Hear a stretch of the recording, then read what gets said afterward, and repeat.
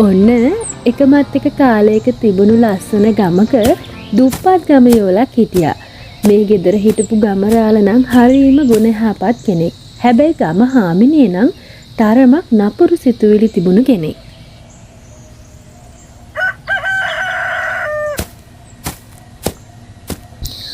ඔහෙට නම් මේවා කියලත් වැඩක් නැහැ. ඒවා කියන මයි කට හොඳයි ගලකුලා ගන්නවා. අර එහා ගෙදර සුමනක්ක මය අපේ අඳින පළඳින ඇඳුම් පැළඳුම් වල උජාරුව. ඒවයේ හැඩ කරට බඳින මාල පොටේ හැඩ අද බඳින මාල පොට නෙමෙයි හෙට බඳින්නේ. එහෙව් එකේ මට මේ පේන්නේ නැද්ද? හාංකඩ ගහිච්ච රෙද්දක් හැමදාම අඳින්නේ. මේ රෙද්ද හැට්ටේ හොද ඇඳලම දිය වෙලා. පුදුම දුප්පත් කොමක් නොවැතියේනේ. ගෙදරට වෙලා අකුලගෙන ඉඳලා හරියන්නේ නැහැ අතපය. වැඩක් කරන්න ඕනේ, සල්ලි හොයන්න ඕනේ. අනේ හාමිනේ ඔය හැටි කන්චෙන්ද්‍රි ගාන්ට එපා ඕ. මොකෑම නිකා ඉන්නවා කියලාද? කුඹුරු කොටනවා, හේන් කොටනවා, දර කපනවා. මට හැකි විදියට මං ඔක්කොම දේවල් කරනවා නෝෑ. රටේ ලෝකේ උන්සේ රොම කරන්නේව මට කරන්න බැරුවා. අපි ජීවත් වෙන්න ඕනේ හාමිනේ. අපිට හැකි විදියට නොවෑ. අනේ මේ රාලේ මට ඔහේගේ බණ නම් අහන්න ඕන වෙන්නේ නෑ. මේදා පොටේන රාලේ ඔන්න මන් නොකීවයි කියන්න එපා. මට අලුත් රෙද්දයක් 60ක් ගන්නට සල්ලි ඕනෙමයි. ඒ විතරක් මේ හැමදාම කන්ට බැරුවා මේ ඒකම අල කොල තඹා මොනවා හරි කට රසට දෙයක් කන්න ඕනේ. ඔහේ අදම ගොහින් වැඩිපුර කාස ටිකක් හොයාගෙන එන්න ඕනේ. ඔන්න මන් නොකීවයි කියන්න එපා නැත්තම් මාය ආම්මා මයි යනවා මයි අම්ලා දිහා. හරි හාමිනේ පරමලන දුයින්ටකෝ. මං අද කැලේ ටිකක් දුරට ගොහින් හරි දර ටිකක් වැඩිපුර කපන්නම්කෝ. මං හවස වෙනකොට හාමිනේට අලුත් දෙකුල් හැටකුත් අරගෙන එන්නම්කෝ. හොඳා එහෙම හොඳා නේද හාමිනේ? ගමරාල බොහෝම දුකෙන් එළියට බහලා යන්න පටන් ගත්තා. ඉතින් ගමරාල හිතුවා ඇත්තටම කැලේ ටිකක් ඇතුළට ගිහිල්ලා වෙනදට වඩා දර ටිකක් වැඩිපුර හොයාගන්න ඕනේ කියලා. එහෙම හිතපු ගමරාල කැලෑව ඇතුළටම යන්න පටන් ගත්තා.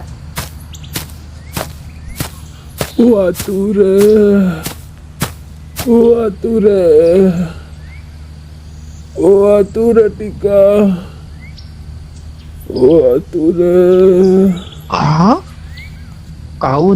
කවුද වතුර ඉල්ලන්නේ? බොහොම අමාරු වගේ කවුද කතා කරනවා ඉන්නේ?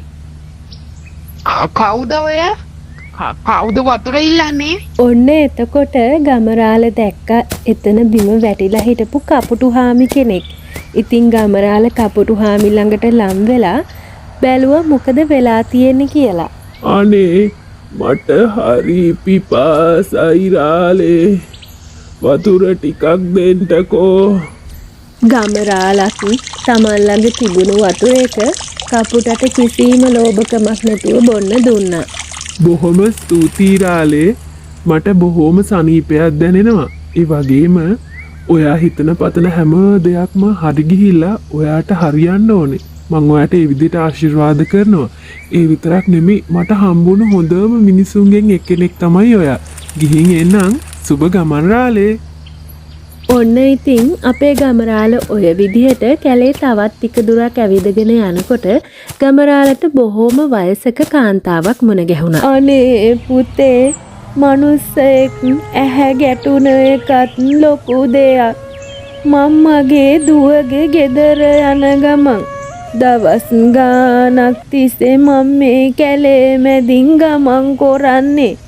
මංගෙන ආපු කෑම වතුර සේරම හවර වුණා. මට හරි බඩගිනි. කණ්ඩ මොනා හරි බොහොම ටිකක් තිබ්බනම් මට සෑහෙනවා. අනේ අම්මේ කෑම ටිකක් මිනිස්සෙක්ට දෙන්න ලැබෙන එක මොන තරම් වාසනාවක්ද? මේ මගේ කෑම එක අම්මා ඉඳගෙන කාලා පරිස්සමින් ගමන යන්නකෝ. ඔය දරුවගේ හොඳ හිතට ඔය දරුවට කවදාවත් වරදින්නේ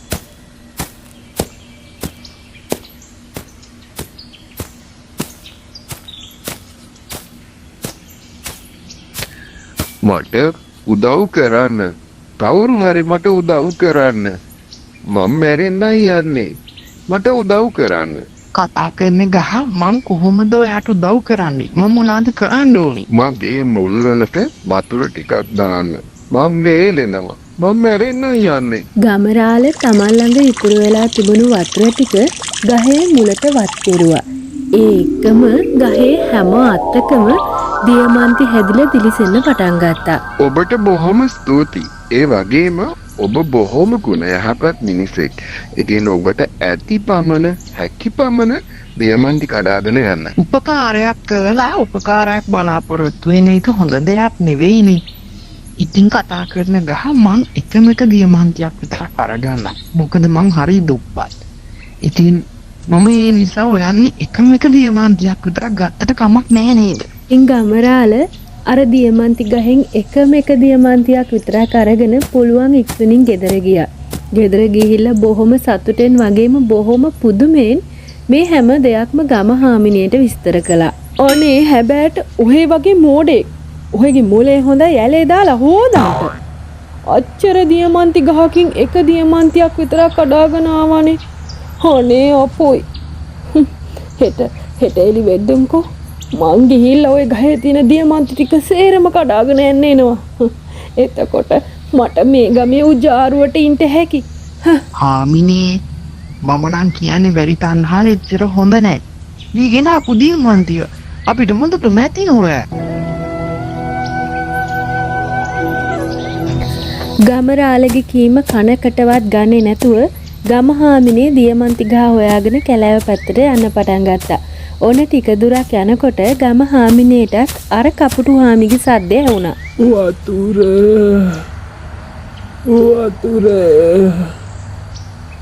වතුර ටික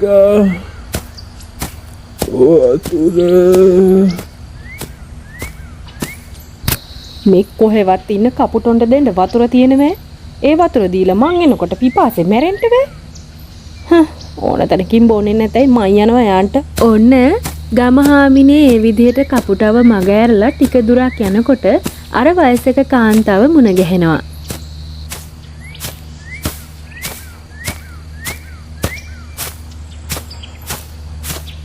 දවස් ගානක් තිස්සේ මම මේ කැලේ මැදින් ගමන් කරන්නේ.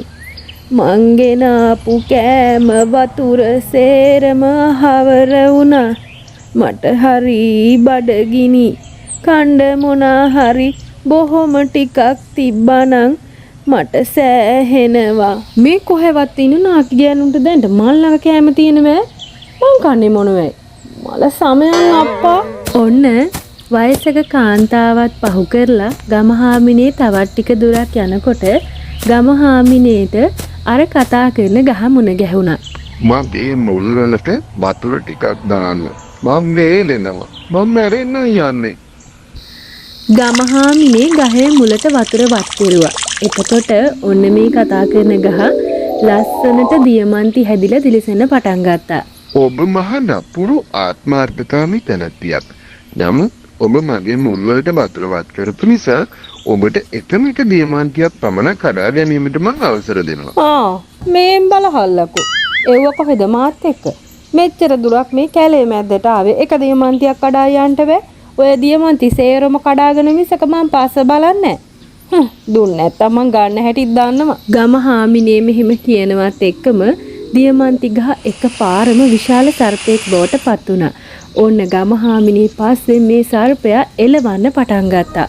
අයියෝ මන් නැතෝ මං කන්ට එපෝ මේ මං යනෝ අයියෝ මට වෙච්චි දෙයක් අනේ මට යන්න දෙන්න